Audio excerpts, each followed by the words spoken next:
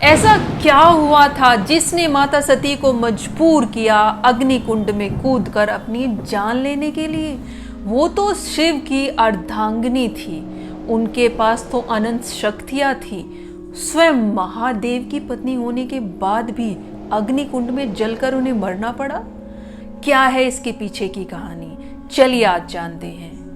माता सती, जो कि राजा दक्ष प्रजापति की पुत्री थी, उनका जन्म ही एक अनोखी घटना था। माना जाता है कि दक्ष प्रजापति की पहले भी 4 बेटियां थीं और वो फिर भी एक ऐसी बेटी चाहते थे जो कुछ अलग हो, जिसमें एक अलग तेज हो। ना जाने उनके मन में क्या ऐसा था जो वो अपनी बेटी से चाहते थे। वो इस तेजस्वी पुत्री की प्राप्ति के लिए अनंत वर्षों तक तप करते हैं। जब माँ भगवती उनसे खुश हो जाती हैं तो उनसे पूछती हैं कि उन्हें क्या चाहिए। तब दक्ष प्रजापति उन्हें अपनी इच्छा बताते हैं और कहते हैं कि मुझे एक ऐसी तेजस्वी पुत्री चाहिए।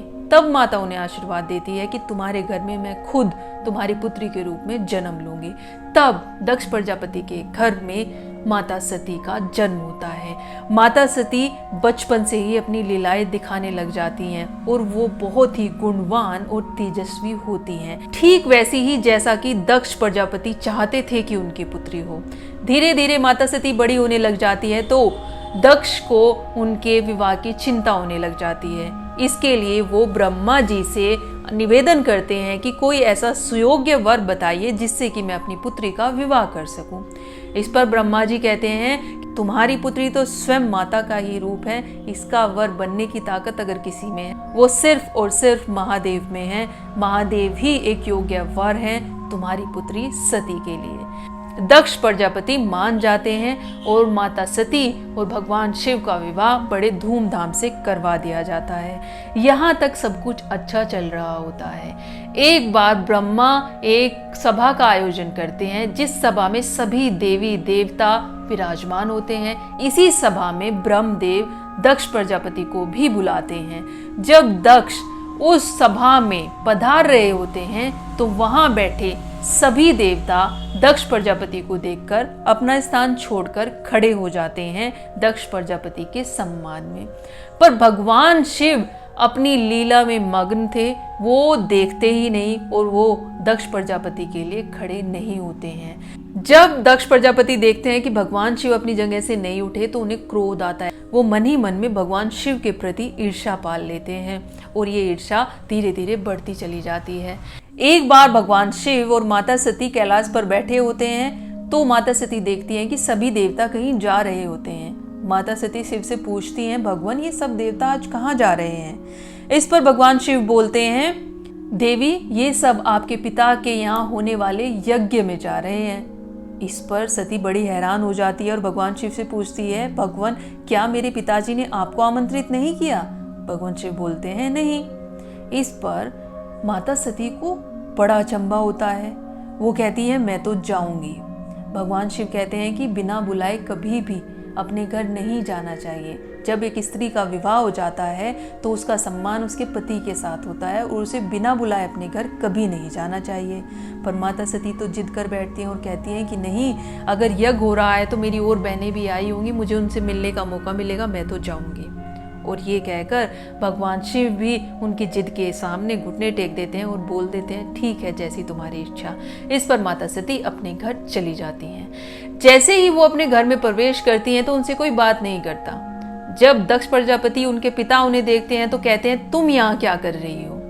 देखो तुमने कैसा रूप धारण किया है। अपनी बाकी सब बहनों को देखो कितने अच्छे गहने आभूषण पहन कर आई है और तुम देखो तुमने क्या पहना है। तुम तो हो ही उस शमशानवासी की पत्नी, वो भूतों का राजा, तुम्हें दे ही क्या सकता है। इस पर माता सती को बुरा तो लगता है पर वो सोचती है चलो कोई नहीं, पिता ने बोला है। वो मौन हो जाती हैं, वो कुछ नहीं कहती और जहाँ यज्ञ हो रहा होता है उसकी तरफ बढ़ चलती हैं। वो देखती हैं कि जब यज्ञ में आहुति दी जा रही होती है तो वहां सभी देवताओं के नाम की आहुति दी जाती है पर भगवान शिव की नहीं। बस इस बात से सती को बहुत बुरा लगता है। वो अपने पिता से पूछती है कि पिताजी, यहाँ पर जब सभी देवताओं के नाम की आहुति दी जा रही है तो भगवान शिव की क्यों नहीं? उसके पिता कहते हैं, क्योंकि मैं तुम्हारे पति को देवता ही नहीं मानता। वो है क्या? वो तो भूतों का राजा है, शमशानवासी है, भला उसे देवता कौन मानेगा। बस इतना सुनते ही माता सती क्रोध में आ जाती हैं। अब वो कहती हैं कि ये अपमान की चरम सीमा है, इसको मैं बर्दाश्त नहीं कर सकती। वो जोर से बोलती हैं, हे पृथ्वी सुनो, हे आकाश सुनो, हे पिता आप भी सुनो। आपने मेरा अपमान किया, मैंने बर्दाश्त किया, पर आप मेरे पति का अपमान कर रहे हैं और कोई भी स्त्री अपने पति का अपमान बर्दाश्त नहीं कर सकती। न जाने यहाँ बैठे इतने सारे देवता भगवान शिव का अपमान कैसे बर्दाश्त कर रहे हैं। अगर इतना अपमान बर्दाश्त करने पर भी मैं जीवित रही तो लानत है। और इतना कहते ही वो अग्नि कुंड में कूद जाती हैं और जल जाती हैं। इस पर उनके साथ जो वीरभद्र आया हुआ था वो सारे कुंड को तोड़ देता है, सारी चीजों को तहस नहस कर देता है और वो राजा प्रजापति की भी हत्या कर देता है। जब ये बात भगवान शिव को पता चलती है तो भगवान शिव अत्यंत क्रोध में आ जाते हैं और वो वहां पहुंचते हैं और उस अग्नि कुंड से जली हुई आदि माता सती को उठा लेते हैं। वो माता सती के वियोग में इतने बेसुध हो जाते हैं कि उन्हें इधर उधर कुछ भी दिखाई नहीं दे रहा था। वो लीन हो जाते हैं अपनी पत्नी के वियोग में और उनको लेकर वो चल जाते हैं। जब वो माता सती का शव लेकर चल रहे थे, धरती रुक गई थी, आकाश रुक गया था, सारी हवाएं रुक गई थी, जल प्रवाह ठहर गया था, मानो संसार में कुछ बचा ही नहीं था। चारों तरफ बस त्राहिमाम हो रहा था। जब भगवान विष्णु ये सारा दृश्य देख रहे होते हैं तो उन्हें लगता है कि ये तो पूरा ब्रह्मांड ही डगमगा जाएगा।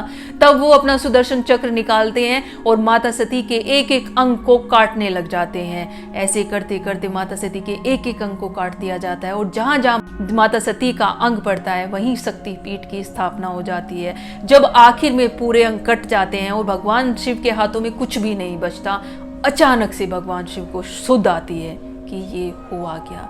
तब जाकर वो सारी चीज़ों को समझते हैं और वो इस चीज़ को स्वीकार करते हैं कि ऐसा कुछ हुआ है। पर धीरे धीरे माना जाता है कि भगवान शिव अपनी योग निद्रा में चले जाते हैं। यही माता सती अगले जन्म में हिमालय राज की पुत्री बनकर माँ पार्वती के रूप में जन्म लेती हैं और घोर तपस्या करने के बाद भगवान शिव को खुश करती हैं और भगवान शिव से विवाह कर लेते हैं और फिर से भगवान शिव और पार्वती का मिलन हो जाता है। हर हर महादेव।